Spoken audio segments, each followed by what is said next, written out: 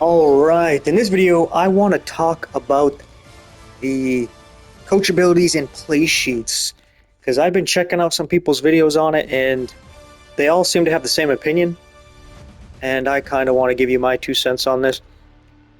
I didn't get Madden until it was on sale, so this is relatively new to me. Might not be so much to you, but basically a lot of people, what they're doing is they're coming down here and they're doing the player development, which is smart, right? They use the after school tutor and it gives you 3 extra focus players, and they use camp counselor where you get tons of XP and you boost the chance to get their development trait up if you get I think you have to get a gold in the mini camp drills there, or it even counts during your weekly training or what have you. And then they'll use these different position developments so they get even more XP, so they develop these players. And that's a smart way to go, right? But I wanted to go a different way, and I messed around with a couple different franchises here and checked out offense and defense. As you can see, this one has a lot more offense, especially with the Eagles. Nick Sirianni gets a bunch of bonuses for offense.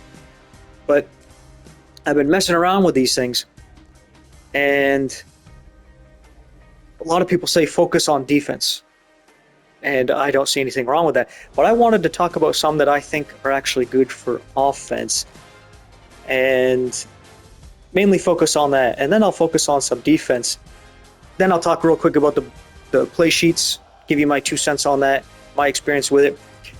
But some of these ones on offense are actually pretty good, right? Like Dr. Dots. You could actually have maybe a rookie quarterback or a veteran that you picked up who's not that good. Maybe you want to, do what they did with Sam Darnold, have a comeback, right? And this would help because you almost get perfect passes all the time. And not only that, you get no pressure effects. So if you're in the pocket or running out of the pocket and there's pressure, and sometimes that gives you an inaccurate throw, doesn't happen. It's actually a really good offensive ability if you need it, right? If you got like a star or X Factor quarterback and you got some skills, you don't need that, obviously, right?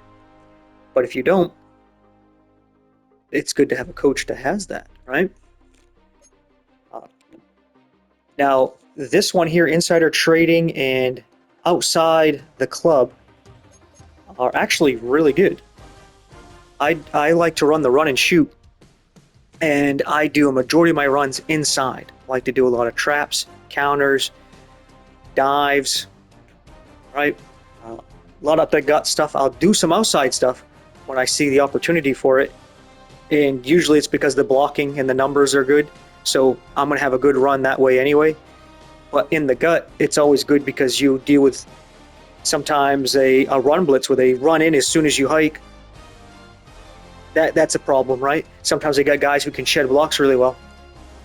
This is really good, right? Because it actually prevents them from shedding the blocks. But not only that, you're more likely to break some tackles. And sometimes you're on a run and all you got to do is break one tackle and it's a touchdown, right? And this helps that out. I've had a lot of fun using this. And as you can see, for the week on this, these are the 2 skills I was using, because it's really good to have. I imagine outsiders would be just as good if you do more outside runs. That would work very well, right? This one, read blocktion, is not bad. I would see why people wouldn't use it, but it's not bad, because I like to do some quarterback runs, but sometimes I like to do like 5 wide. In the run shoot, there's a 5 wide receiver formation there, and sometimes I'll use the quarterback blast, which is like a run up the middle with the quarterback. If they have like 4 linemen, everybody's out covering the 5 wide and you have 2 safeties deep, you can get a good run.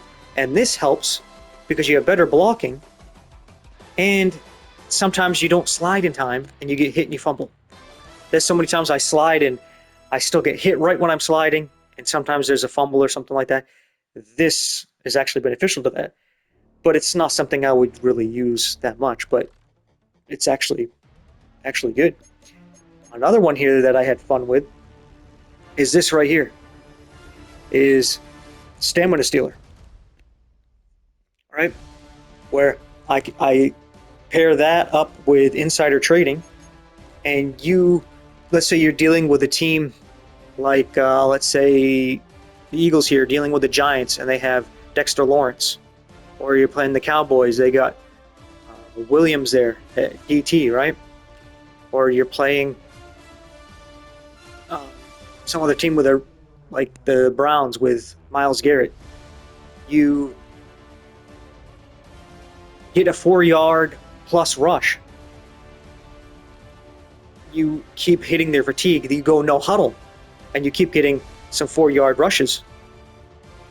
All of a sudden, those players are off the field, right? Especially good with pass rushers, right? You get some Myles Garrett off the field, Parsons off the field, Crosby off the field, right? Because you use this with a no huddle. They get tired, and as soon as they're off the field, now you go to your passing game, and you don't have to worry about that pass rush as much. You have more time, and then you can go no huddle so that they can't sub them back in. Right? If you think about little schemes like that, these little things, these skills are actually pretty dang good. Right? Sure hands, this is not bad, especially if you don't have a lot of good receivers and they drop a lot. And let's say you're in a division where there's good defenses. Let's say you're the Cardinals and you got to deal with the Seahawks, the Rams, and the Niners, and you don't got good receivers. Not saying that Cardinals don't, but I'm just picking a team that has to deal with 3 good defenses. That was the first one that came to mind. Or you're in the NFC North. They're all pretty good there. This helps out because there is a good amount of drops, whether the receiver's not good or it gets jarred out, which it's realistic. I like how it is, but this helps that out, right? The trimmed edges, and I think this one here, interior dominating, I think it does pretty good. I think it's better than having Riot Shield. It boosts their abilities on the offensive line, and maybe that would help if they were not really good linemen in the first place. But if you need help on that, I would recommend, if you're taking on a team that had 2 good pass rushers on the edge, this actually works out pretty well. You're dealing with some people who have 2 good DTs or something. This can help out, but I don't use that too often. Play Fake Magician is really nice. Mixing in some play action when you're using the runs. On first or second down, or if it's 3 yards or less, so it could be 3rd down or 4th down and 3, 2, or 1 yards or inches. Play action, you can get on the bite and throw over their heads. It's actually very useful, because I always found it frustrating where the CPU, users, they'll bite on play action, but the CPU doesn't. Maybe now and then there's a little bit of something. This changes that, and it makes it fun, where you can do kind of a Mike Shanahan or Kyle Shanahan style, where you like to run and then do a bootleg, right? It's nice. You can do some kind of old school power run, play action to get your passes, right? It's actually a very nice one.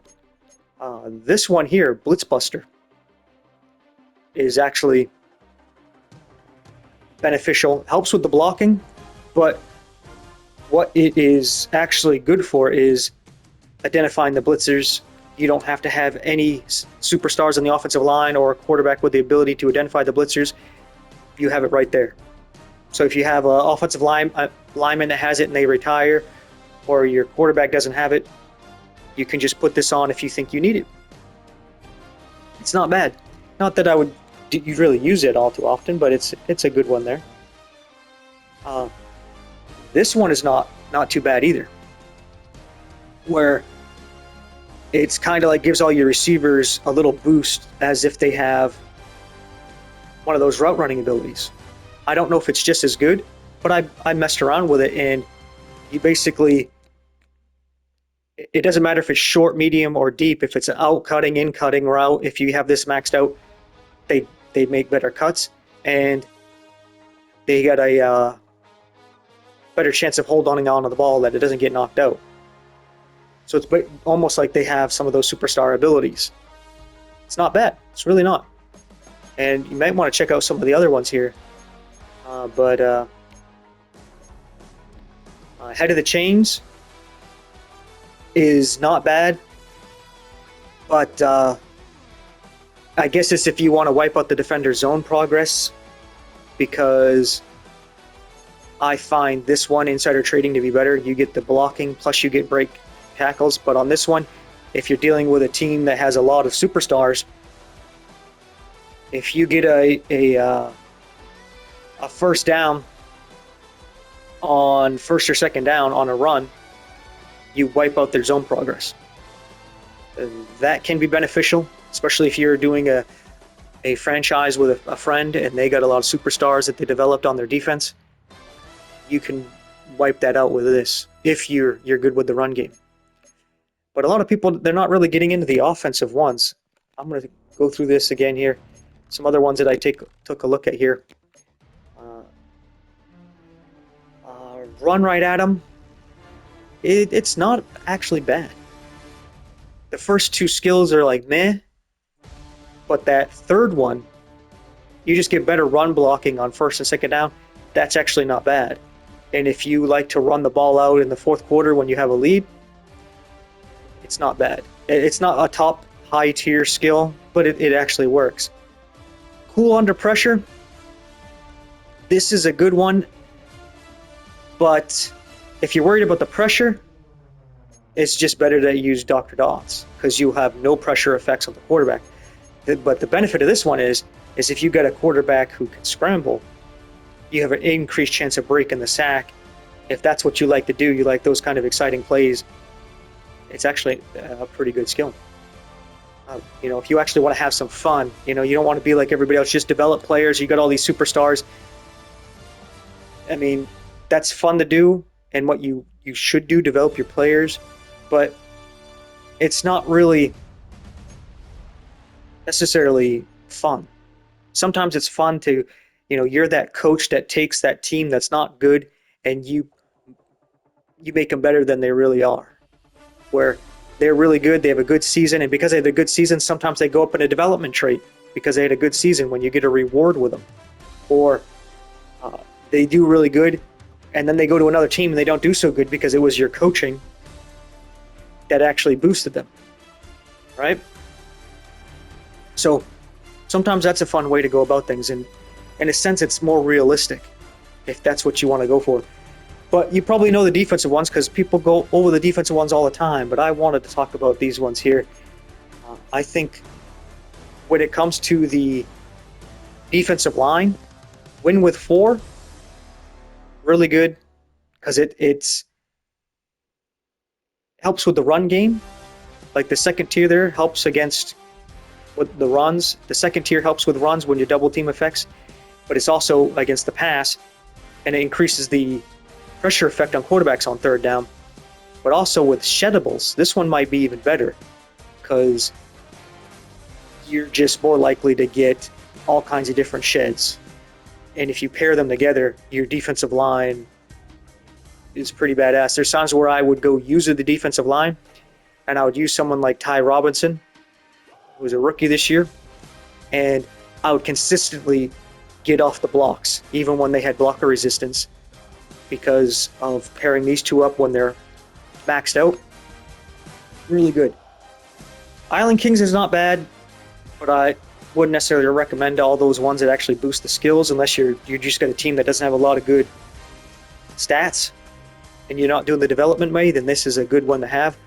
But if you like something like man coverage, mano a mano with jam them up, mixing those together, and just doing like a cover two press is just dominating, right?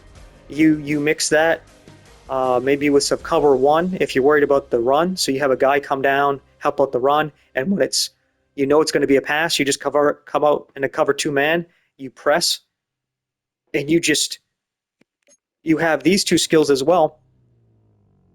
It's just very dominating because their receivers are getting jammed, and then they have a four-man rush that's getting in at them really easy.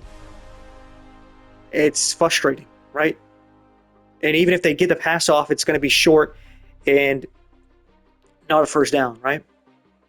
But what I've been messing with lately is mixing Mr. Dream with Cover 4 Guru. And when you mix those two together, it's actually a really good combo. Because what I've actually been doing is I've been using the dime 236, where you can have it already has a safety at the linebacker position, so you can switch that safety out with a corner. Not that you necessarily want to do that, but it's a cool thing you can do.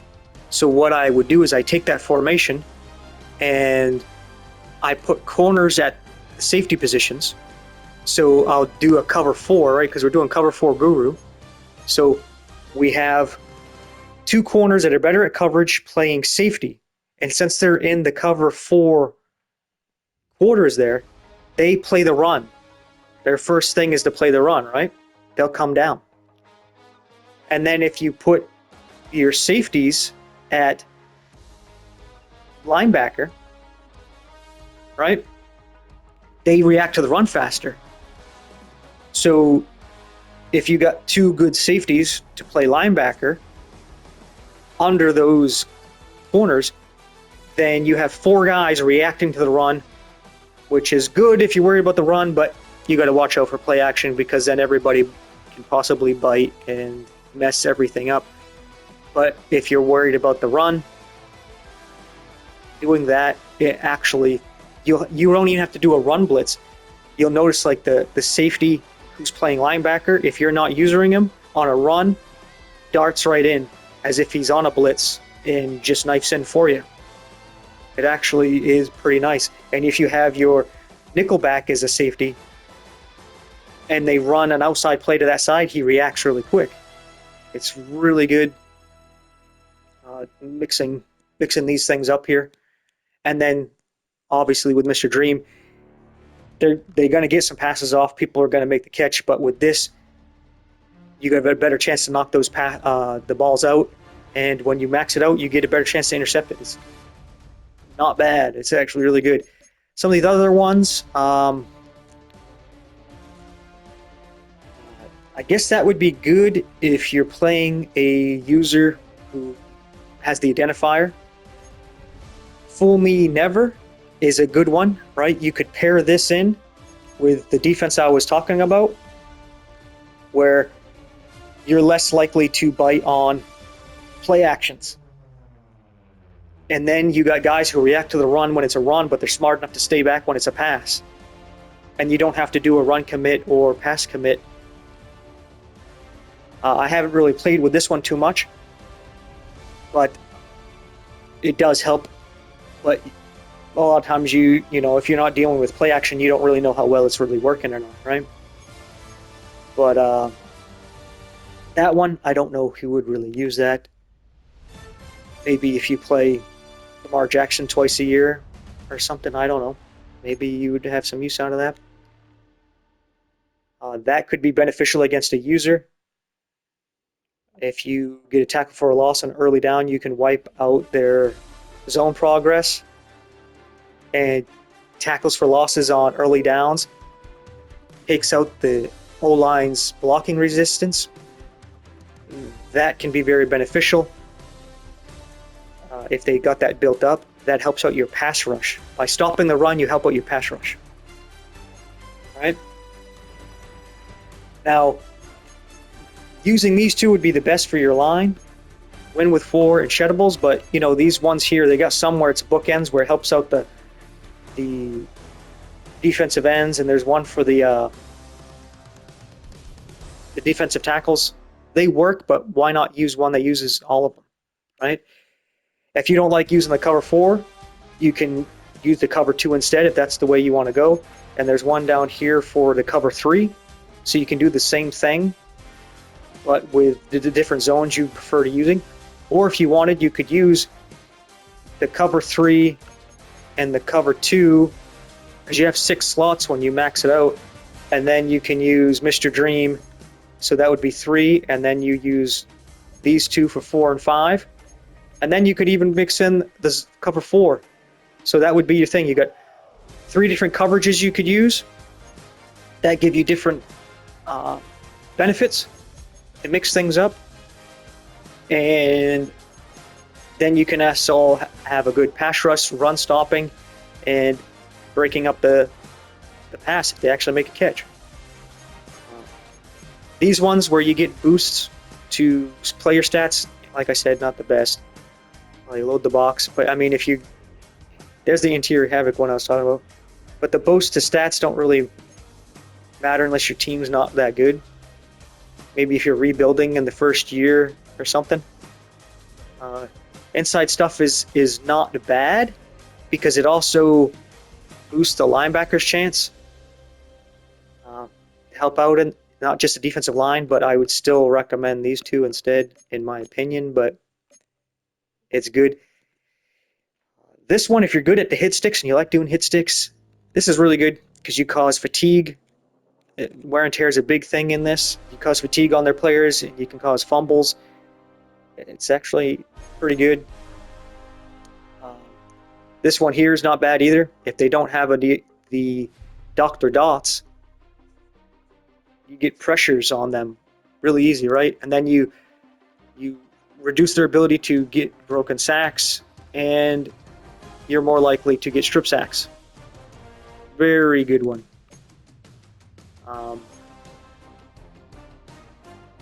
I guess if you're dealing with RPOs, I haven't tried this one. It might work out pretty well. If you deal with somebody who does a lot of RPOs and options and all that. This one I have not really messed with, but I mean, seems like it would be not bad because it brings in the DBs and linebackers, not just the defensive line, but I can't really say if it's really worth it. This could be actually beneficial as well. I have not messed with stem shot, but if you mix stem shot with these tackle for the losses with where's the other tackle for the loss one? This one here, behind the chains. You get this tackle for the loss, you're wiping out their resistance, wiping out their zone progress, and not only that, you're replenishing your fatigue, and you reduce your fatigue, and you mix it with these 2, sheddables and win with 4. You've got your line out there fresh all the time. But I would say you don't really need that if you do what I have been doing with some different skills over here. Come over here to your trainer, and what I like to do is use Game Shield. You get that all the way up, you reduce the wear and tear in the game by 25%, so your players are pretty fresh. And then when they're not fresh, you mix it with this where they recover their wear and tear by, when you get it maxed out by 15% during the game, you get to use your players more often.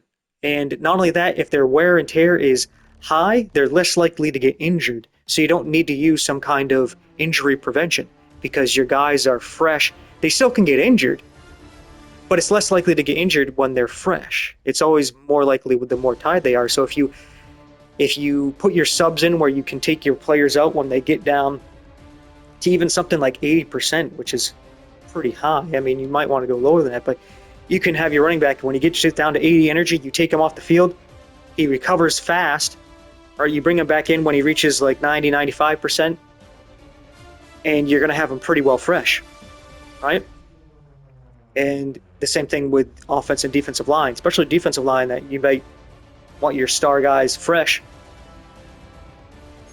This help. You won't need to use stem shot because this keep you guys fresh the whole game.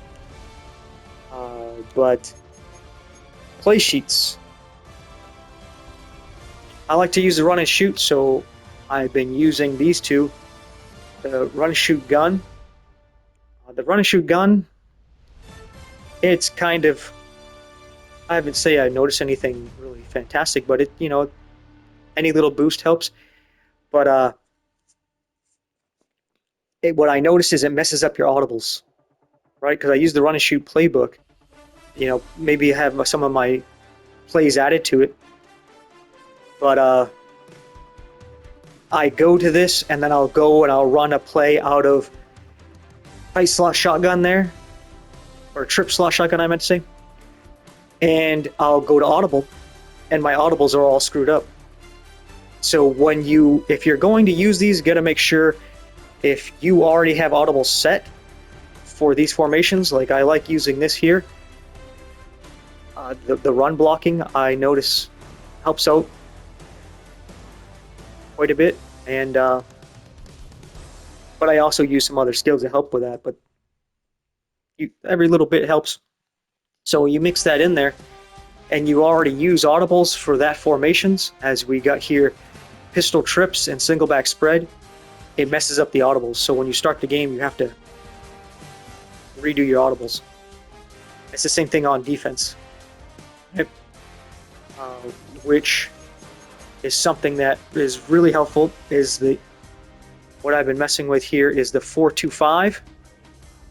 Is you take this here and like I was saying, use the cover 4 guru with the Mr. Dream to knock out the passes, and you mix that with putting some safeties at linebacker so they react quicker to the run, and then you mix it with this here where corners, free safeties, and strong safeties get plus to man zone coverage, and then the defensive line gets +3 to power moves and finesse moves. That boosts just everything you're doing. I mean, the play sheets are not like amazing, but these little boosts, it becomes overwhelming. Where if you're playing a user, they're going to have to actually pick things to counter all the boosts you put, right? And you can just do that with whatever style you want to do. Like you like to do a lot of man, you could do the nickel mug and do a lot of the mid blitz, and this gives you a lot of bonuses that would be very beneficial, right? And you just play press man out of that with those bonuses to mano a mano and what have you, and where it's hard for them to beat the press. By the time, if they even beat a press, they're getting wrecked and their quarterback's down, because a lot of people aren't using the offensive abilities, so it's not as if they don't have the pressure effects are neutralized, or it's not as if their receivers are able to get off the press, right? Unless, they got some superstars, X factors, that might help them. But you might have that also. But there's not really much else to say for this, except, let's say you don't use a custom playbook that you made yourself. Let's say you're using, like I say, the run and shoot playbook. So I have the run and shoot plays. You can use this to boost that, or what you can do is take something like the West Coast play sheet, where it brings in the near far formations. When you pick that play sheet, it adds that to your playbook, right? The same thing with something like this, the 4-2-5, which is basically the big nickel there, big nickel over G. That's what this formation is.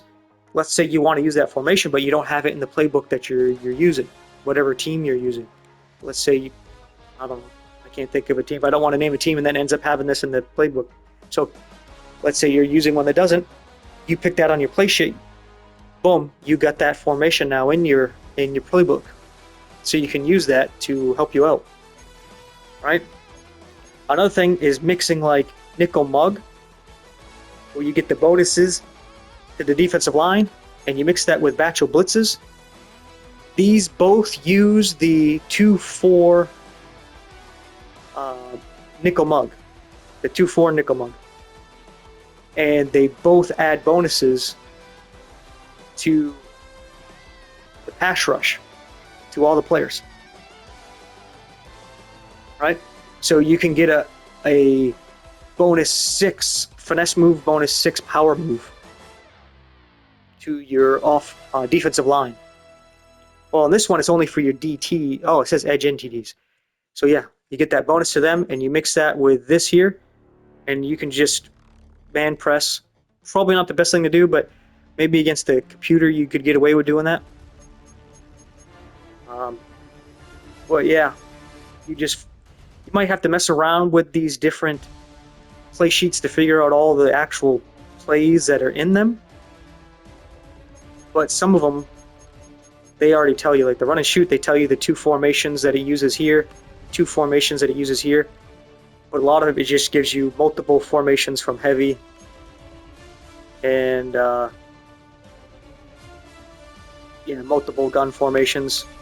This one tells you that it uses far and near formations. That's real old school, like 80s, early 90s stuff there. But yeah, that's about that. I've been having fun with it.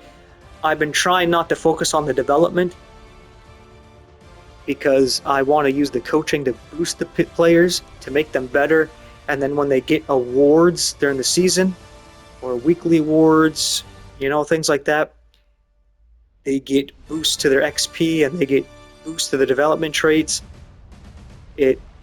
So you do it by like really earning it instead of just putting down an ability and now all of a sudden they're got a better chance of developing, right? You're actually doing it yourself for the most part anyway. You're doing it yourself by giving them a little boost, kind of like you're being a motivator and a good coach, which is what you're supposed to do as a coach. But maybe that's my just 2 cents, my personal opinion. But anyway, with all that being said, thanks for your time and attention. Hope you learned something from this. Take care.